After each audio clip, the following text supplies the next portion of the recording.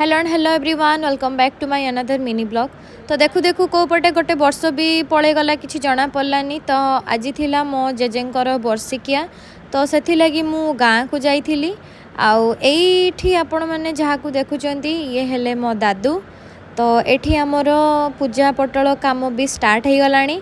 तापरे मु आम घर साइड रे कक्का जणे छोट फार्म हाउस टाइप रे करथिले। सिटी बतक कुकुड़ा छेली बहुत प्रकार फूल गछ आ बहुत कलर सब चढ़ई गुड़ा आनिक रखी देखापी जाइली। तापरे एटा हला आम माटी घर ठाकुर घर। तो ये पीसी आमे दीज मिसिकी टिके फूलमाल गुंथी दौलु। आठी नना बसिकी पैता बन दूला। सी जानिला मुझे वीडियो करछु तो सी टिके हाई करदेला। तापर एठी आमर गाई को आनिकी खायापाई कि दि जाउथला। तो कौन रिचुअल्स अच्छी मु जानिनी।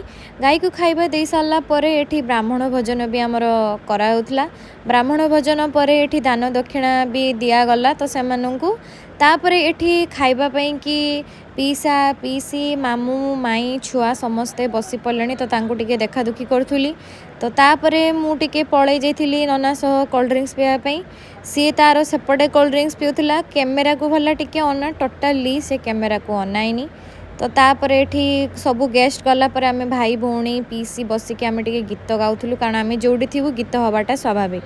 तो तापर मु टिके गरमा गरम चा पी देथिली। तो आज एतिकी रे रहिली।